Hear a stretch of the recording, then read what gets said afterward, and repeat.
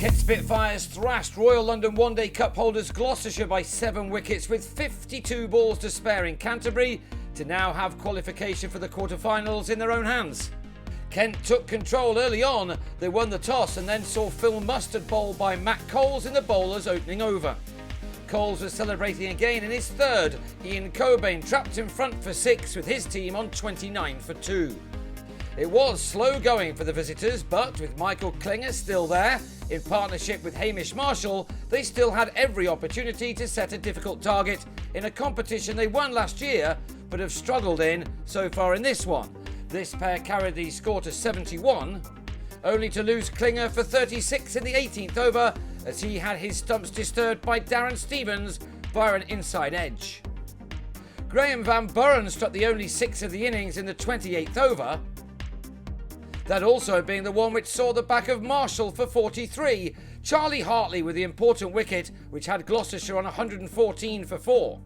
And from there they fell away. Hartley in his first game for nearly 2 years won another LBW appeal in his next over to get rid of Van Buren for 20.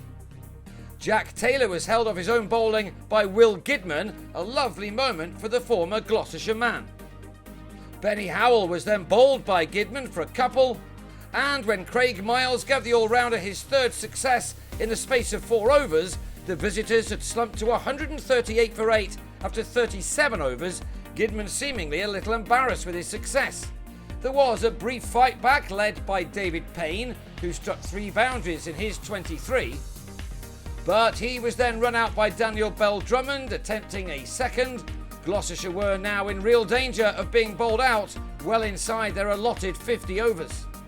Matt Taylor and Tom Smith did at least get their side to 200, Taylor with 16 and Smith left stranded on 29 when his partner was bowled by Mitch Claydon. The Gloucesters dismissed for exactly 200 in the last over. The star with the ball, Stevens, with figures of 1 for 28 from his 10 overs, Gidman 3 for 28 from 8.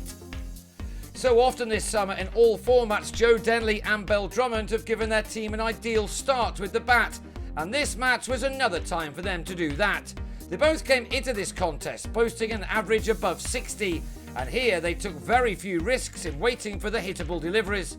They carefully knocked off 39 runs in the first 10 overs and eventually went on to register an opening stand of 92 made in 20, Denley with 44 of them and his partner 42. Bell-Drummond was then bowled by Howell, but almost half of the runs had already been scratched off the target. Denley reached another 50 in the 23rd over, the same one in which Kent had 3 figures on the board. The batsman had used up 71 deliveries for his half-century, from which he'd found the boundary 7 times. He then struck this maximum as the Spitfires eased towards their target. With 20 overs remaining, they needed only 55 runs, with 9 wickets in hand. Make that 8 as Sam Northeast gave Payne a catch off his own bowling, the skipper out for 26 with a total on 146 for 2.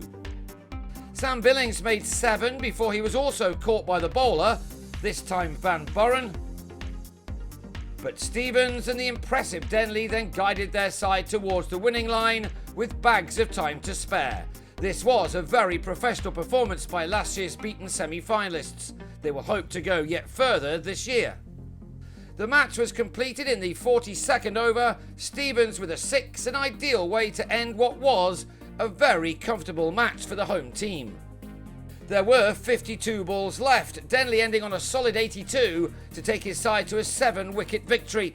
The Spitfires are up to 4th in the group, and another win over Sussex in Hove on Tuesday may be enough to see them through to the knockout stages once again.